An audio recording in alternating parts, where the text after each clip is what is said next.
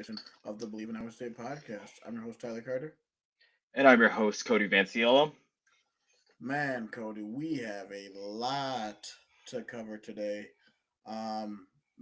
First, let's talk about that classic game between the Knicks and the Pacers, a rivalry renewed in the hmm 90s, and Tyrese Halliburton, his magical run continues, hits a buzzer beater to win for the Pacers in game one. yeah. So last night, Pacers and Knicks, game one of the Eastern Conference Finals. It starts out really well for Indiana. I mean, I think they started the Mm-hmm. game 8 of 8. They were perfect shooting. So you saw that sign there that Indiana's offense came to play, but that didn't mean they would run into stiff competition. That includes Carl Anthony Towns being 4 of 8 from three, and Jalen Brunson dropping 43 points. And I mean, this game was just back and forth. Like looking at the breakdowns by quarter, the gap never got bigger than 5 between the two teams. New York did go into halftime with about with what looked like a 7 point lead at halftime, Mm-hmm. 69-62. Then, with about 6 minutes to go in the fourth quarter, New York goes up 17. A lot of people are thinking, okay, New York has this one in the bag. Jalen Brunson cannot be stopped. Carl Anthony Towns couldn't be stopped. So you're thinking that the Knicks have this game in the bag. And mind you, it's at Madison Square Garden. So you're thinking the crowd is going to be a huge advantage for New York. But the Pacers, they just found a way to chip away at the lead. And at one point, New York had a 99.8% chance to win the game when they were up 14 with about 2.5 minutes to go. But Indiana managed to string a bunch of threes together, whether it was Halliburton or Nemhor or Neesmith, that just could not miss from three. And we talk about that. Yeah, Neesmith, 8 of 9 from three, including six threes in the fourth quarter and overtime alone. So you talk about just hot shooting right there. And then the play that everybody's talking about, Tyrese Halliburton is able to just dribble. He dribbles up the court off of a missed free throw from, I Bleav, OG Anunoby. So the Knicks have a 2 point lead with about 14 seconds to go. Halliburton dribbles up the court, gets like basically tries to drive to the basket, but he decides to take a step back, and it takes one lucky bounce off the back of the rim, up in the air, and it just lands in the basket. And from the celebration, it looked like it was a three. They later would call it a two, but this is on the precipice of coming back down 14. And in the aftermath, Halliburton hitting the shot, you see him hitting the iconic Reggie Miller choke celebration. And from there, it'll. I think at that point from there, the momentum was with Indiana for all that for overtime because the two teams were going back and forth. But Indiana was able to get a stop down late and then was able to get an inbound for an Obi Toppin dunk, catching the New York defense sleeping, and ultimately Indiana wins game one at Madison Square Garden 138-135 in overtime. They steal the game at Madison Square Garden, and if this is what the start of the Eastern Conference Finals looks like, I think we're in for a fun series. It's going to be a dandy, Cody. Like this is gonna go 7 games like it did last year. I mean, what a hell of a win by the Pacers to steal away home court advantage in game one. So I mean, I'm excited to see what game two happens, and then once the series goes to Indiana, it's anyone's game. But like to get a 1-0 lead in New York with how raucous it was, is absolutely amazing. Um, so there are a few. So congrats to Tyrese. But let's. There were some other few topics that happened, especially in the world of college football. Um, Today, I Bleav I saw it this morning. Heather Dinich said there was a update on my phone that Heather Dinich said that the college football playoff committee was meeting today. All the commissioners going. So let's dive into that real quick. Yeah. I think I saw. So the article read it was about 2 hours ago or something. ESPN comes out with a press. So they come out with a tweet, and it mentions that the college football playoff we'll be going a remodeling of the seating. So what this is basically instead of the seating that we saw last year, where it was the four best conference champions getting the first round bye, it would just be the top four seeds, regardless of whether it's just the top four like ranked teams that are in the field of the college football playoff will get a bye, regardless if they won a conference championship or not. So if we were to simulate that in the last year, so let's say this new format happened this previous season, this is what we've been looking at. So you see the new seating there, you would have the number one ranked Oregon as the number one overall seed. There's no doubt about that one. Mm-hmm. So nothing changes about that. But then you would see Georgia being Georgia would move to a first. Well, they would still have the first round bye as well because they won the SEC. So they would still have the first round bye. But you see now that instead of Texas hosting a game at DKR, they would get the third first round bye, and so would Penn State, as these are the four teams that played in the conference championship game, and these were the four best teams that were ranked at the end of the season.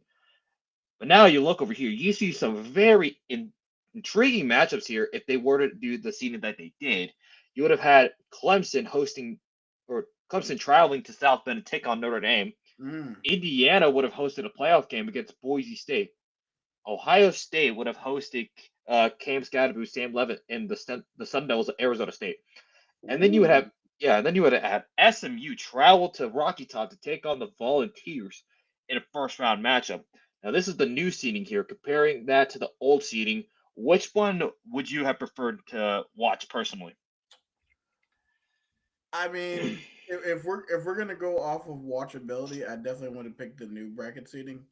The only thing that I don't like about the new bracket seating is that like it basically sort of just like depending on where you're ranked, they could show some sort of favoritism because when we saw Texas going in, Texas I believe they didn't. Texas didn't have any ranked wins at all on the season, and then the time that they could have had a ranked win, they lost their only chance to have a ranked win, which was against Georgia. So, Mm-hmm. I mean, if you have a team like that, I don't know if this is truly the best way to Mm-hmm. do that, but I mean, for watchability, I would say I like that. Well, what are your thoughts? Um, I think okay. So with the top, like with the new seating, I it wouldn't be surprising the way it is, but it also you also have to factor in that a lot of these teams here that were ranked pretty high were kind of high to start the year, so you do have that sense. I think for sure you would have had probably better matchups maybe in the new seeding, but we obviously saw some really good matchups with the old seeding anyways, because Texas Arizona State, that was one of the best games like of the Yes, it was. postseason, so there's no Yeah, doubt. So I mean who knows? There's just a matter of the fact that this basically in a way feels like that you're basically devaluing conference championships unless they put in like the ruling that conference championships would get an automatic bid, which I did not see. Did you see that? they did not see that. I mean, this is gonna sort of go into what we talk about next, but for the 2020 for the 16 team college football playoff, but Cyclone Meatball just put up a good point. I'm gonna put up his response on the stream. So basically said, according to the final CFP rankings, Alabama would have made it into the playoff instead of SMU. this new playout, this new layout leaves too much to the too much to the CFP rankings committee, which has consistently gotten it wrong. Yes. Okay. Yeah. Okay. I'm trying to see who I saw it. I think I don't know if I liked the tweet, but I saw somebody put out saying that the ranking should not come out until week 5, until we're out of the Oh yeah, non-con. that was what was that? Was that Jayhawk Lasso? It That's might what it have was. been. Let, It was let me. Jayhawk Lasso. Yeah, that's who Yeah. you're talking about. Yeah, I was like, yeah, I agree. Yeah. Let me go take a look here. Yeah, right here. So this is his tweet here. So Jared Glass refers to college football ranking should not be released until week 5. Yeah, I saw you here. And then just seeing some of the replies here, I get this. That makes, but like at the same time, but I like this response here. They can still have their beauty contest. They just won't have numbers next to them. I mean that makes sense if you really think about it. There's still marquee matchups. It only just makes it because of the numbers right next to Yeah. where your team Yeah. is. And then But somebody said here, all right, and then I'm looking at another reply here. 5 weeks may even be too early. So this is I fly high FL 410. They're basically saying that this could be like maybe 5 weeks would be too early, but where would you generally start making these like college football rankings? When would you start ranking I these teams? mean, you probably would start. I would say around week 4, week 5, because usually I'll say week 4 because usually around 4 games you sort of know what a team is at that point. Like you see the teams that they've played, you see their record, so you sort of know like by 4 games in, you sort of know what that team is going to be unless they like go on a crazy hot streak or whatever. By Yeah. 4 games in, you know what that team is basically. So I would say 4 weeks. Yeah, I would put it probably at like week 5 because that way you have 2 conference games, and I mean you don't have to like do all like the unnecessary like rankings or whatever. Because like I think at some point like those get kind of diluted. So I think for me, if you're gonna do rankings, you start at week 5 because you're basically out of non-con and you already have a couple of conference games in hand. So I think that better gauges where the team is.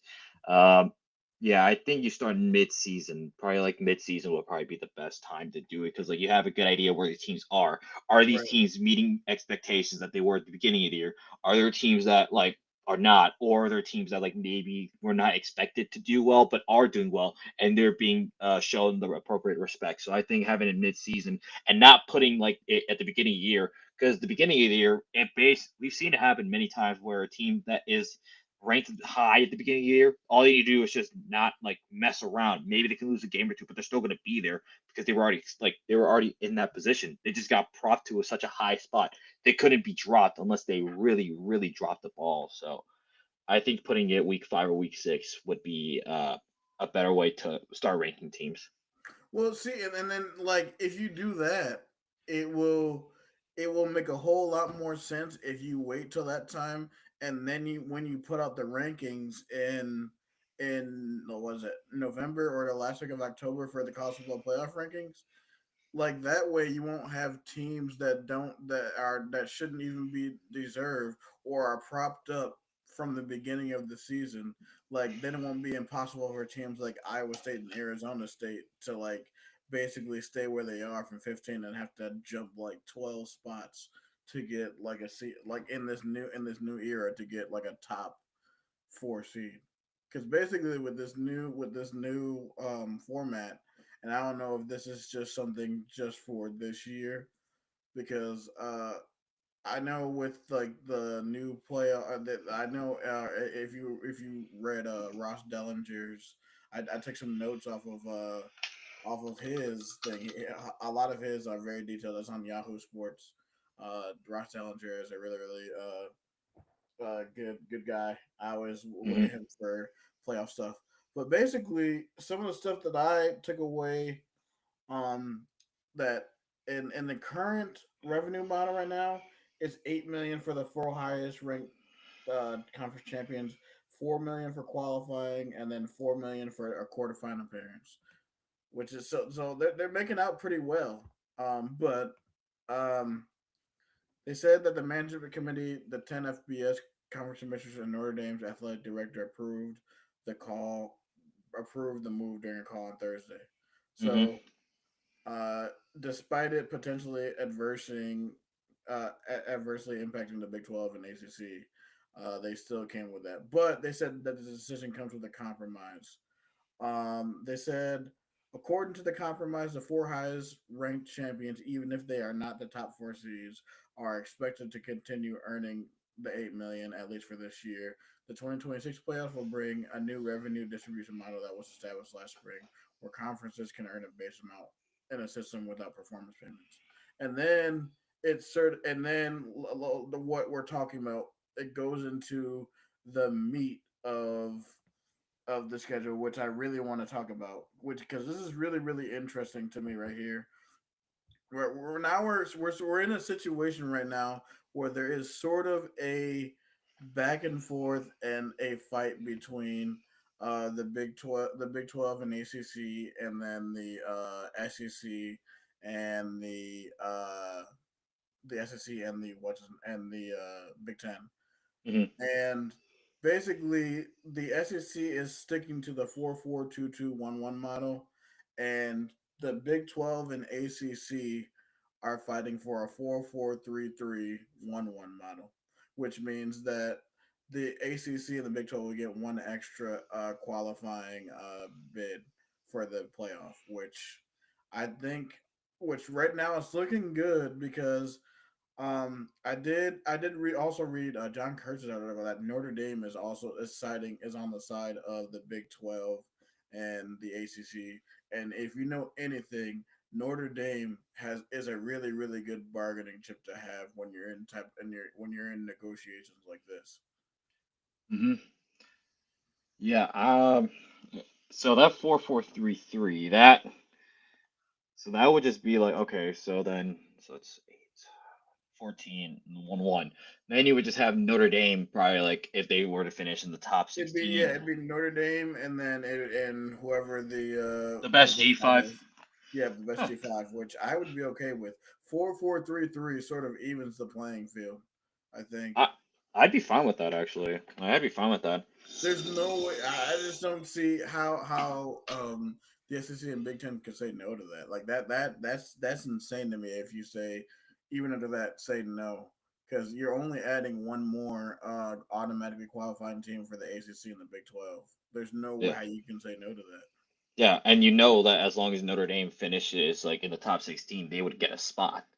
And then you have the G5 champions. So, yeah, because they'll still have because the SEC and the Big Ten are both still going to have the 4 teams. So, and I mean, who knows? Maybe you can attract like more fan bases. Like this would probably be something that's like, I think I do like that 4-4-3-3. Because in a way, it it plays pretty well because now you're going to get more eyes to the Big 12 schools, and with that proposal goes through, and with Notre Dame being on your side, I think that's beneficial.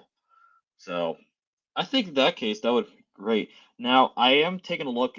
This is from Brad Crawford on CBS Sports. Hmm. So he put up a projection for what the college football playoffs would look like. Yeah, show Um, that okay, let me so see. that the fans can know what a proposed playoff will look like. Because I'm Yeah. interested to see this too. Yeah, let me just okay. So this is the projected. So this is projected 12-team bracket with the new seeding here. So it's saying here after evaluating. Okay, so we're gonna go straight here. So there's just some more comments about like what was said. Jim Phillips making his statement about like today's decision was done in the best interest of the sport, and then Brett Yormark echoed that sentiment as well. So then we get ahead to the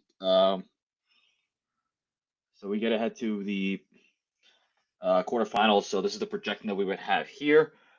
So it looks like for the first round. Well, let me make sure this is correct. Okay. So it looks like here. Trying to see if this makes sense. Hold on. Okay, so this is the first round here. Oh my So gosh, man, they have us as the freaking 4 seed, dude. hold on. I think there might be a couple typos here if you look.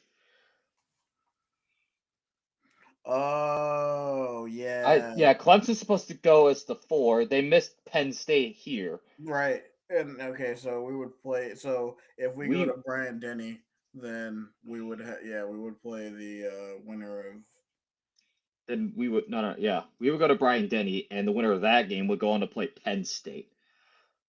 Now in a hypothetical game, Cody, we're talking about hypotheticals. Would you go down to Bryant Denny for that game? Whoa, I don't know. I think it all comes down to let's just like if we were to be in that scenario, that would be pretty interesting to go.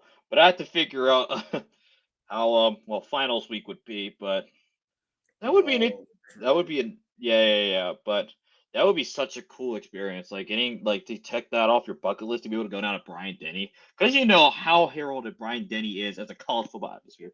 That would be so cool. And I think I think you would have probably a great time. 'Cause I mean, it's probably about one of the first times in SEC land, and being at like one of the top tier teams when it comes to the SEC. I think that'd be pretty cool to experience. Now, taking a look at some of the other matchups here, you would have Notre Dame hosting Navy. So this would probably be a rematch of what would be in the regular season. Usually, Notre Dame and Navy play each other in the regular season, so you have that rematch. The LSU Tigers hosting the Miami Hurricanes. Ooh, ooh. So man, you have you have Carson Beck coming back to the SEC and going to Death Valley. Whoo, Oh boy. that would be interesting. That would be a fun game. Oh, for sure. And then your final first round matchup would be Georgia traveling to Outson. Autzen State to take on the Ooh. Ducks. Now, see, these are fun matchups. I like this. I like the fact that there are high hopes for Iowa State. And I'm looking here, based on this, it looks like they would have Iowa State winning the Big 12 if we were to do the straight seeding. This There's is a what it, lot of people that are picking us to win the Big 12, man. yeah, Like, okay, so yeah. And they even give us a breakdown here of like what the seeding will look like. So you have Ohio State winning the Big 10. Texas would get their they get their trophy. They would win the SEC. Penn State would be the third best team. I would presume that Penn State and Ohio State would play each other in the Big Ten Penn State, title Ohio, game. yeah, yep. Clemson winning the ACC. Notre Dame being up there, I'm not surprised at that.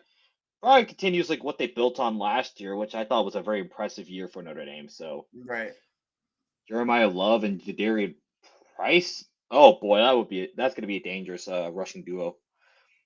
Then you would have Alabama after a turbulent first year or second year under Caleb DeBoer. Guess they're gets back in the right spot. They're back in the college football playoffs, so get that. So they took that being omitted personally, at least in their eyes. Oregon would be in the playoff spot. Probably doesn't go to the Big Ten title game because I think Penn State, Ohio State are the best two Yeah, Penn teams in State, the Big Ohio Ten. State Right? will play again, probably. Yep. LSU. I mean, Garrett Nussmeier returning. Who knows? Maybe he can lead the LSU Tigers to the college football playoff. Miami. Oh boy, Carson Beck. That would be pretty interesting. Yeah. Let's see. Yep. And then you would have Georgia at the number 10 seed, and then Iowa So, State yeah. would win the Big 12 title game. So assuming that we're 11-2 in the Big 12, or Probably. yeah, yeah. If we have multiple losses, the only way I could see us getting like multiple teams is if both teams come into that game 11-1. For And sure. if it's a close game, then I think both there's a way that both teams can make it in. Yeah. Or who knows? Maybe you have an undefeated team and a one loss team, and then you have the one loss team beat the undefeated team. Right, and be the undefeated team. So they, yeah. So then you would have that again, and then I'm gonna show this on thing. What exactly was they said? The highest Big 12 school will never get a home field advantage. If I mean, if we're going off of this year, then yes. Yes. But if they negotiate it for next year or for 2026 to where they don't have to do that, because I believe that that proposal was only for this year.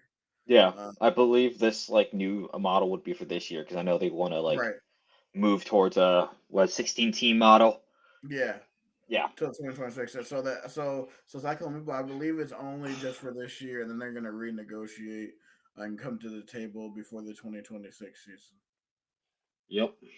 So yeah, let's move on from that, and let's really dive deep. And I really want to talk about this other thing that we have in college football right now. It's about this Tennessee court ruling for NIL. So there are a couple of things that I got from this. A few notes I took. There's a few synopses for each thing in the that happened in the court case. So basically, there's a synopsis of a lawsuit. So it says Tennessee and Virginia, along with Florida, New York, and DC, filed a lawsuit against the NCAA in 2024, alleging that the NAL recruiting ban violated antitrust laws and harmed student athletes. And then the antitrust concerns where the lawsuit argued that the NCAA rules suppress value of the NIL or of the student athletes' NIL rights and denied them the opportunity. And then the settlement was the NCAA and states reached a settlement in principle, which was later finalized and approved by the court. And then permanent injunction court issued a permanent injunction preventing the NCAA from enforcing NIL recruiting ban. So basically, what this is telling me is that those states are already on the ball, and like it seems like other states should get in line with that. That's basically from what I'm reading, is that other states should get in line with that. Otherwise, they're going to be left behind. And like basically, from what I've been, listening to and watching, like Chris Williams has been a very big proponent of this, saying Hmm. that like Iowa lawmakers need to just get in line and get with the times. Otherwise, we're going to be left behind. What do you think? Yeah. Yeah, I mean, Chris Williams was one of the guys who harp repeated it that we kind of really set ourselves like back when they wouldn't settle on this in 1995, about 30 years ago, and now here we are, 30 years later. Uh, he- Lawmakers continuously kicking the can down the road, and now here we are. We find ourselves in this situation, and now they're trying to rectify something that should have been fixed 30 years ago, but because of of a lot of lawmakers like procrastination, we find ourselves here. So yeah, I think Iowa lawmakers do need to get on this because, I mean, obviously you have all this going, and then obviously within the Iowa State fan base, you have the comments that like were made by athletic director Jamie Pollard when he went on the podcast with Elijah Moore. I listened to that, and and Jamie Pollard was basically saying like they have reserves from so the athletic Oh department or yeah, like they had yeah they used it for COVID. Now he basically said like he doesn't know how much longer the reserves can last. And basically, if the reserves are dried up, there is a possibility that Iowa State may lose like its like place as like a Power Four team. And he laid out a scenario where Iowa State does have to go down to a level to like the FCS to be more with like Northern Iowa, just because they don't have like that 20 right. million or whatever. And just a lot of things that like could have been settled sooner, but yet here we are.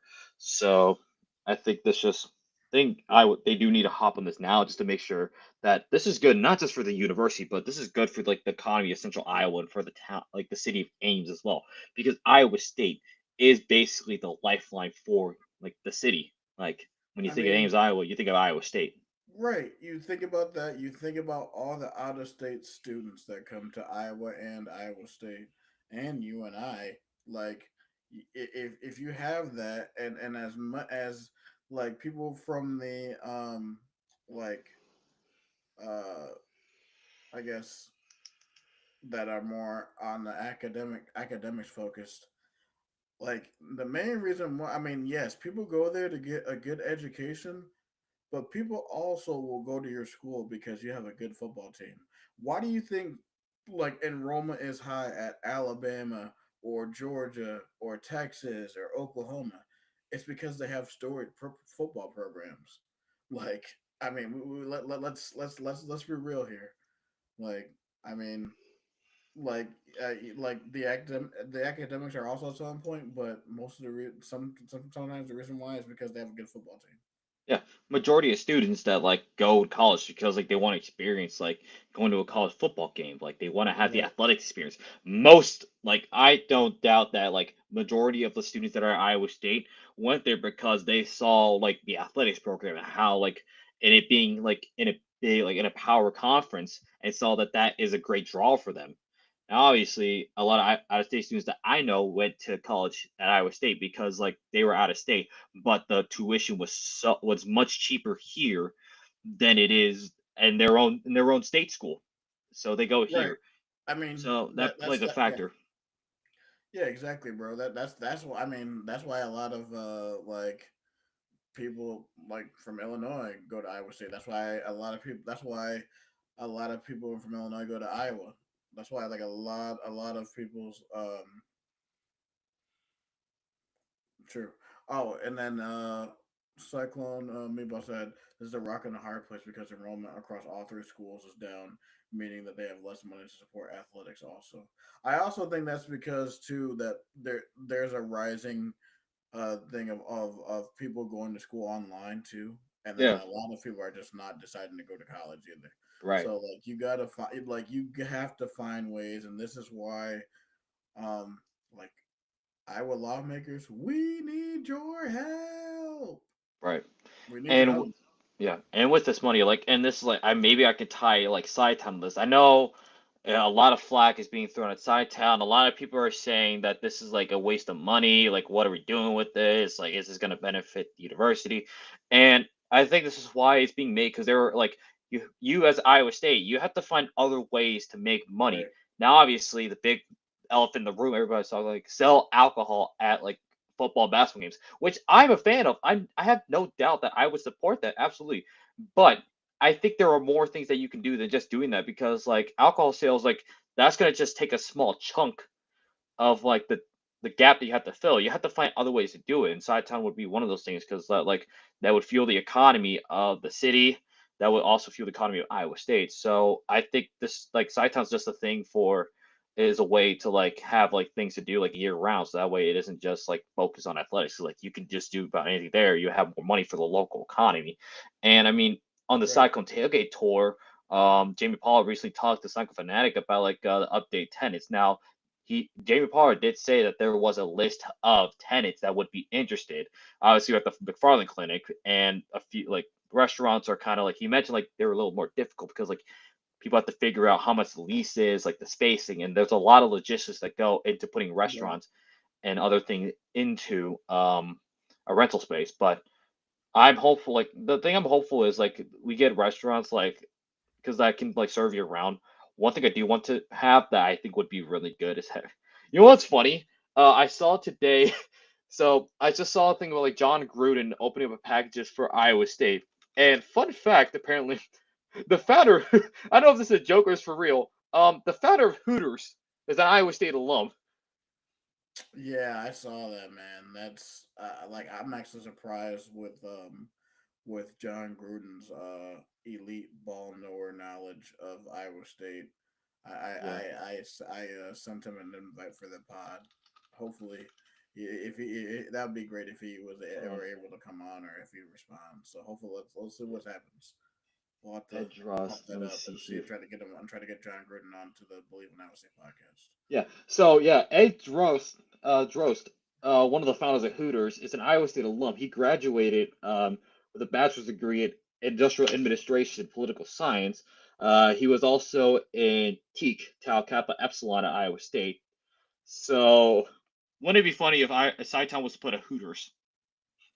That'd be insane. But which is weird because I don't know why I thought they were going bankrupt. But I mean, hey, Hooters, I will take one inside town. Yeah, we'll take it. You know what? Put it there, and I don't know what else you could put in here, but we'll see. It'll be something to look out for. So hopefully we get like an idea of what tenants are going to be inside town here, and I hope those are good ones. Yeah, because I mean that definitely will be. I like once side town is built, I definitely will be coming to more cold weather games. I'll just be hanging out in there. I will not Hanging be out at the going. bars. There you go. Yes. There you go. People don't have to sit in the freezing cold at in late games. Just go to the bars, and you'll basically have just about the same experience. Yeah, exactly. I'm really excited for this. I've been on board with this ever since it opened. Like it sort of sucks. Like yeah, yes, they took the things away, but The tents, yeah, yeah. I mean, they're still gonna have them. It just won't you hit can the still same. rent them though. To be Yeah. honest, Hmm. but I really think that this is gonna be that this is the way that this is gonna go. But yeah, like these two topics are definitely what is going on in the college football world, um, and like we will continue to report on this stuff for you guys as stories update and stuff within the coming weeks. But lastly, or in our final segment, let's take a look. We on Monday's show we looked at the offensive side of the football for the football team. Let's look at the defensive roster. I'm going to put that up as once again we're going to go to our lads. Our lads provided in depth depth chart for the defensive side of the ball as it did with offense. So I'm going to share my screen real quick.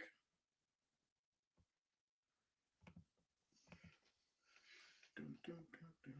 All right. Okay. So here it is right here. All right. So we're going to start at the defensive end position. We right here they have predicted Ikenna Eziogu and Miles Mendez. Um, so right here, Ikenna Eziogu, he had a pretty good year last year, but I mean now his time to shine now with the departure of Tyler Onyedem going to Texas A&M. It's his time to shine, and hey, Miles Mendezun has been a star special teams player. But Hmm. I mean, it'd be nice for him to actually see some space. Let's see what happens in fall camp. For sure. Yeah, and I mean, one of my buddies actually did a documentary with the Menazoons last I think yeah over the last football season. So I got to know a lot more about the story of Miles and his twin sister because their twin sister is a good friend of mine and a good friend of my roommates. I mean, they shared I think they shared journalism together or working for Iowa State athletics together. So they had that bond, and then I got to meet Miles's family more, so I got to learn more about his story, and it was really cool to hear his story, like how he kind of grew up, how he got to Iowa State, and now what he's doing here. So yeah, I'm very optimistic that Miles could see more um, field time with the departure of Hmm. Tyler Yedem, and maybe you line him up on the other side of Easy with nose tackles Amir Hawk and defensive tackles that are either Elijah Carnell or Big Citrus Dominique Orange. Man, Big Citrus, bro. Big Citrus is very. I'm glad he's back. He turned down a lot of money to come back to Iowa State to come and develop.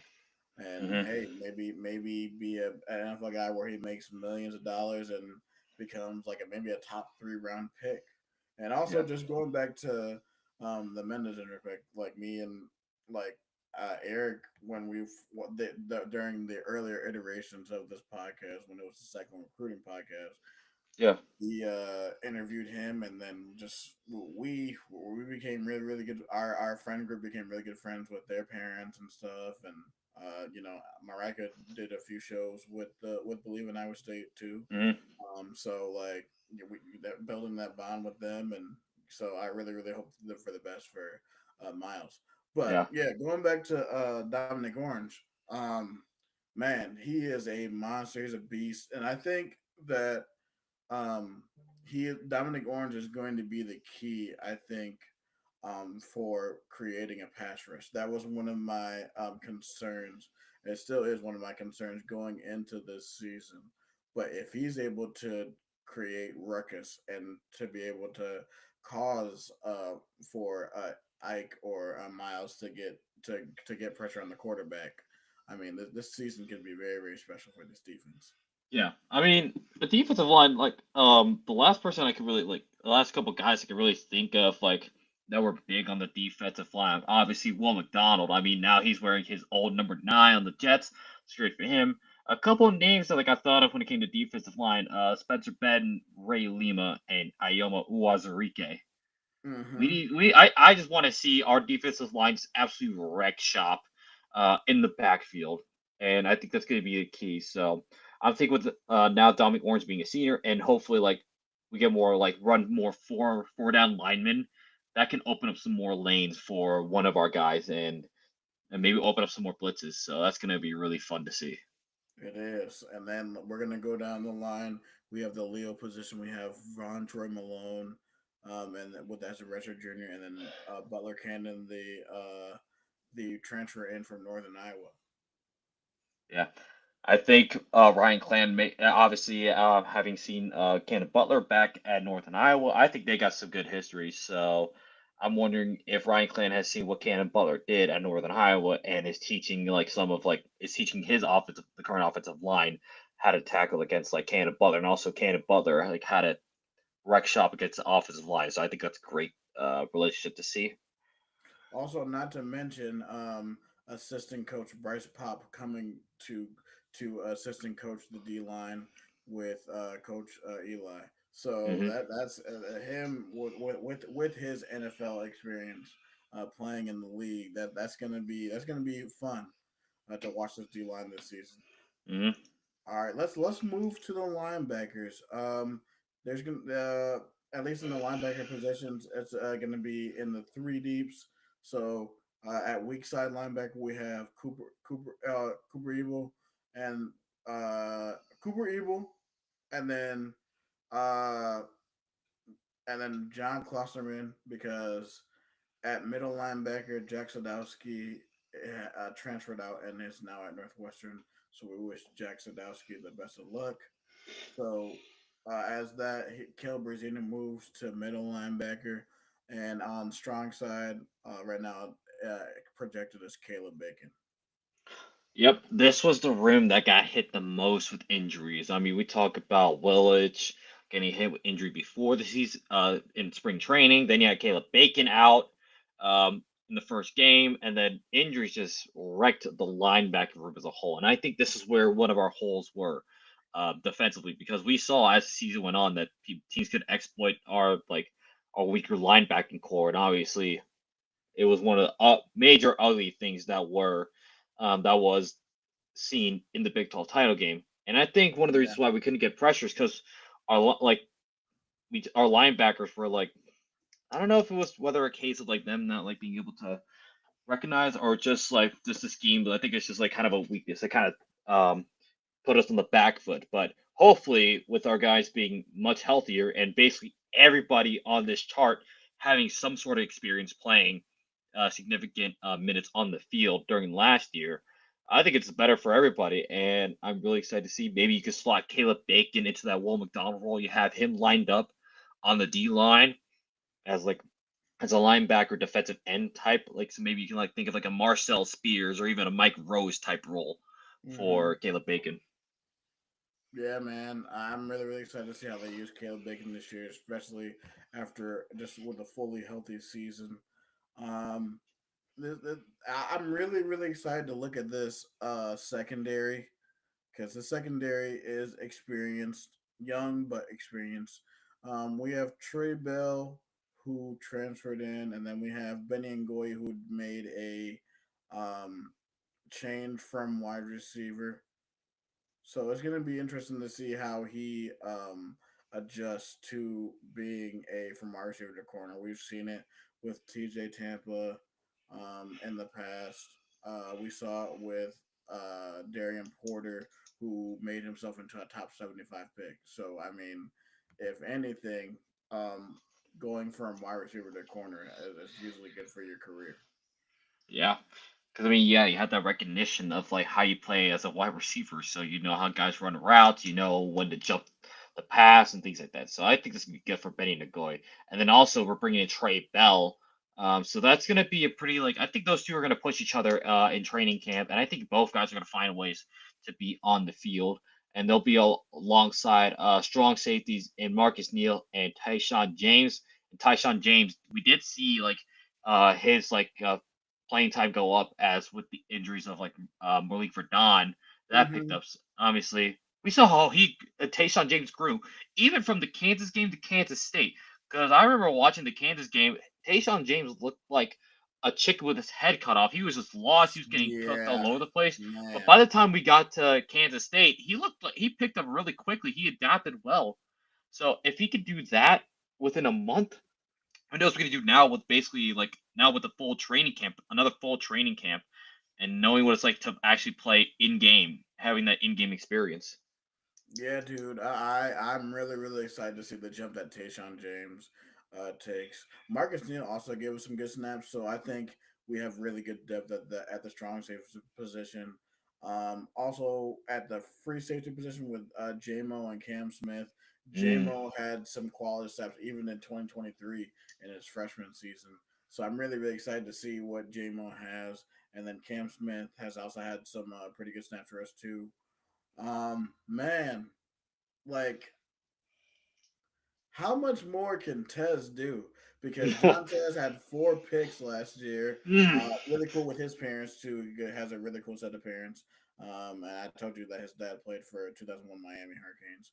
But Hmm. man, I'm excited to see the jump that John Tess Williams has. David Coffey, we get to see him, um, the retro freshman out of Chicago. I'm excited to see what he has. David Coffey, I think, is going to be really, really good. And can Jeremiah Cooper get back to his 2023 form? Mm. Um, he sort of struggled last year. I didn't feel like he really was himself. But if he can get back to 2023 form, oh boy! And then Drew Surges, um, was mostly injured all last year. He also came on in 2023. Yep. So really, at that was I believe the NBA is the star position.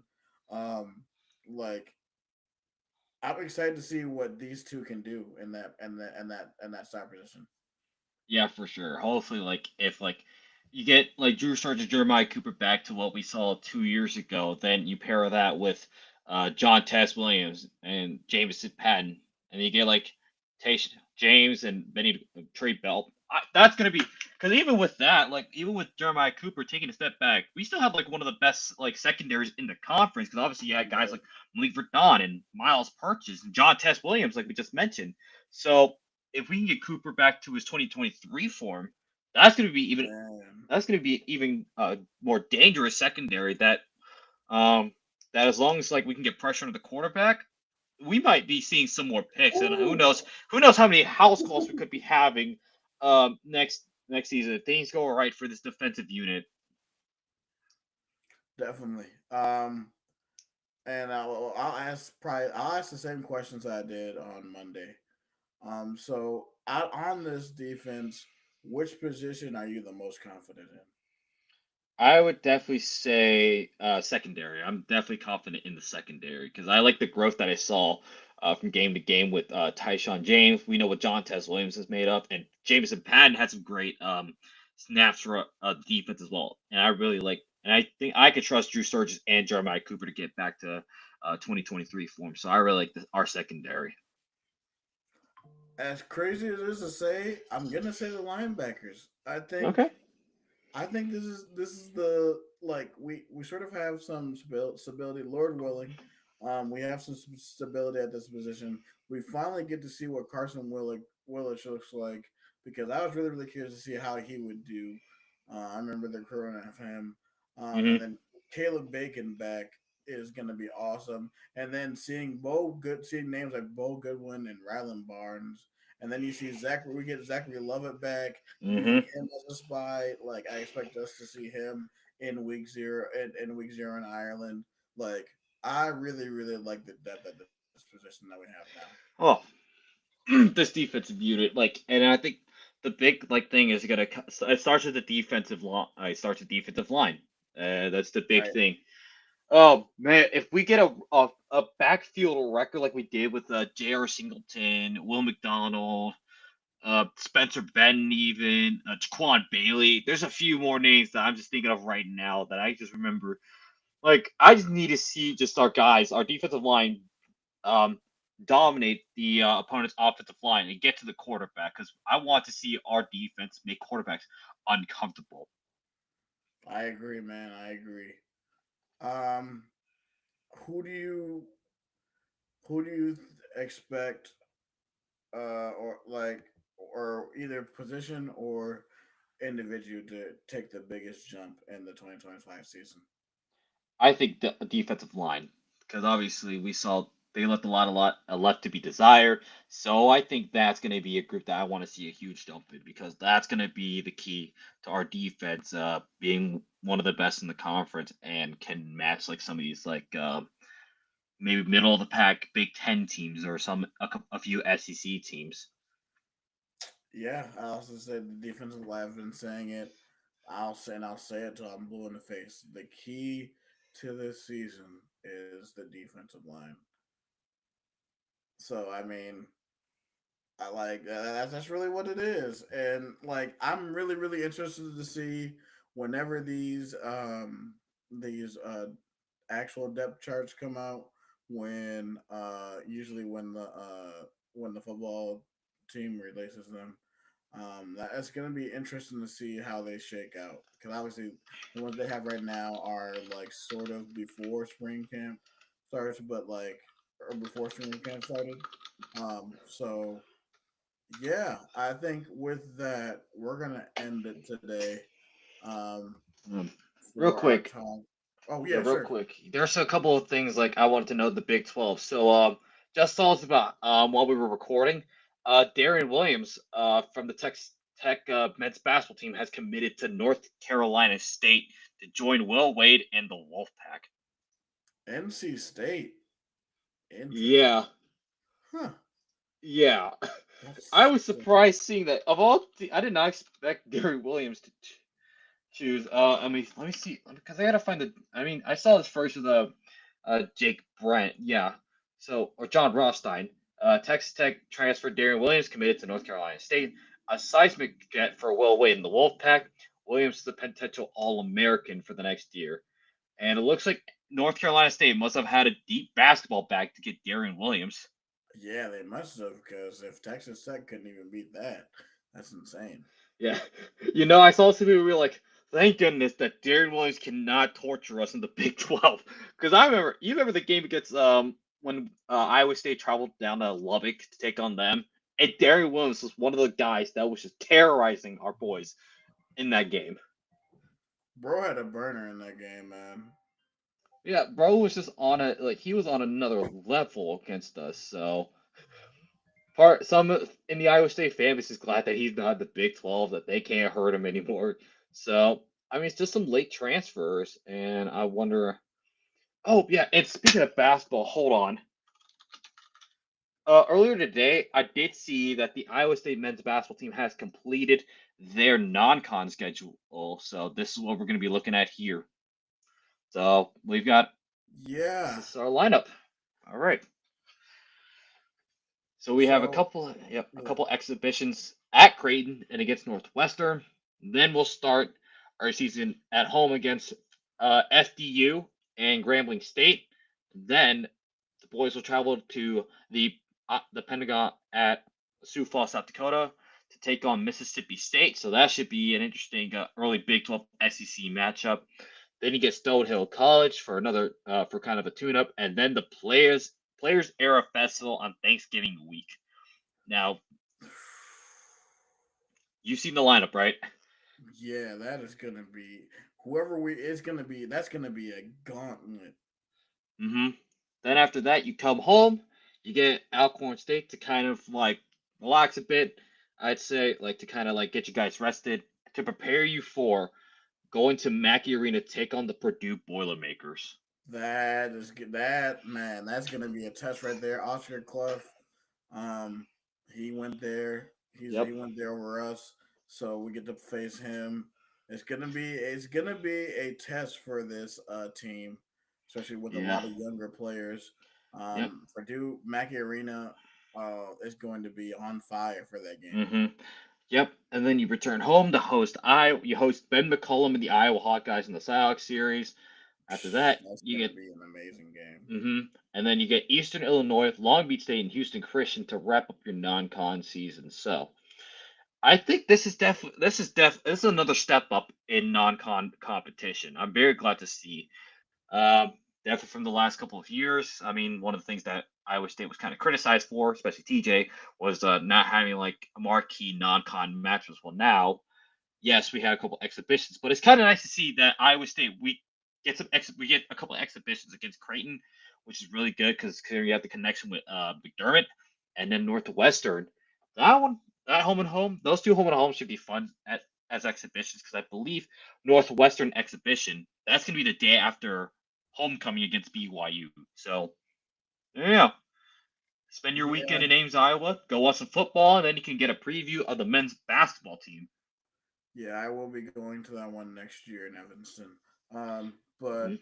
yeah, I mean, one thing I saw is, did you see the Discord or the comment from Jason Shear, the Arizona writer, saying, "What kind of non-con schedule is this?"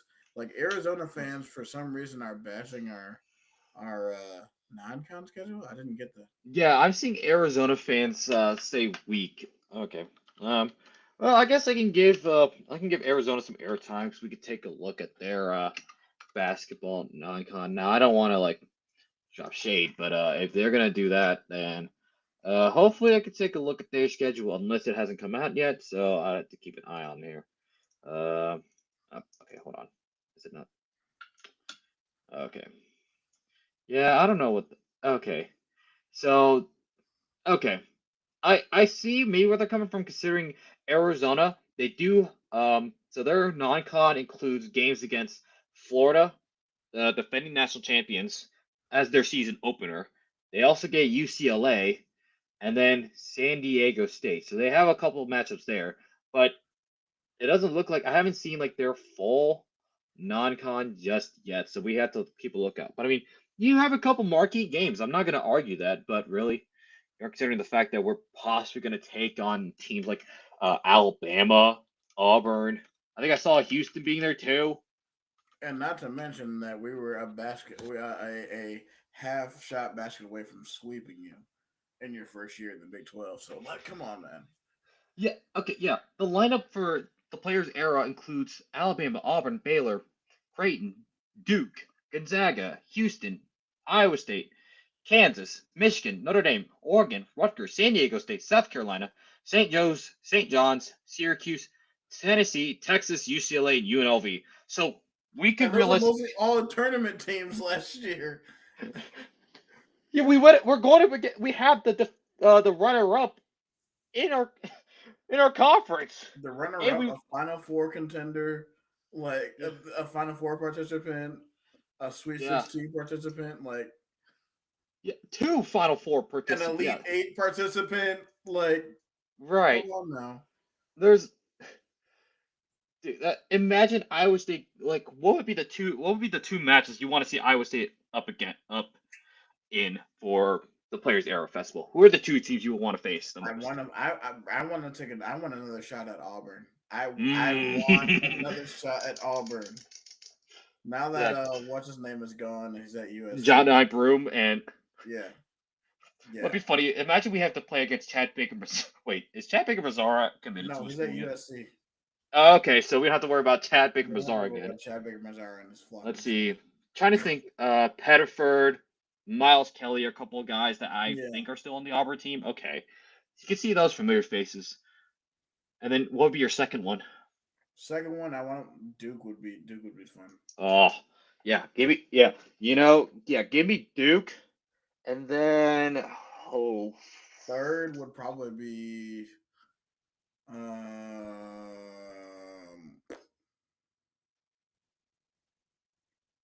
I'll do Oregon. hmm. Yeah, I was thinking I want to go Duke. I would love to see us matched up against Tennessee, Oh and no, then no, that's my answer. It's Tennessee. yeah, yeah, It's yeah. Tennessee. I Yeah. would love to see. Yeah, I think the rematch with Auburn would be cool, but I would love Duke. Give me Alabama, and then I want to take on Tennessee. Those three teams, I would love to see those matchups for Iowa State. Yeah, Oh man, yeah, it's gonna be fun. It's gonna be fun. So for sure. thank you guys for joining us, all you sickos who have been with us for the last hour. Thank you guys for joining us. We told you it was gonna be a longer show, and it was. So a few things before we go. Um, Follow us on social media: Twitter, YouTube, Facebook, TikTok, Instagram, and also Twitch. Find us on there as well. We are a top 15 sports podcast in the state of Iowa, nominated by FeedSpot. Thank you, FeedSpot. Thank you, state of Iowa. Uh, Thank you, everyone. Uh, you can find Cody on Twitter at Matt Campbell Impersonator. Thank you, Cody. Yeah, mostly. I mean, right now, let's talk about Tyrese Halliburton and making a couple shout outs to Bridget Carlton. It's her birthday today, so I had to make a shout out to her. I Happy mean, birthday, Mr. Carlton. the Minnesota Lynx right now. Nafisa Collier is balling right now for the Minnesota Lynx. Hey. So who knows? Maybe the And yeah for you. and for me, sci tie guy. Not really talking about much right now. I really am just like I said, I'm awaiting Cowboys training camp. So yeah, go Cowboys. Um, so for Tyler Carter, And for Cody Van Seal, this is the Bleav in Iowa State podcast. Roll clones, baby. let's go State.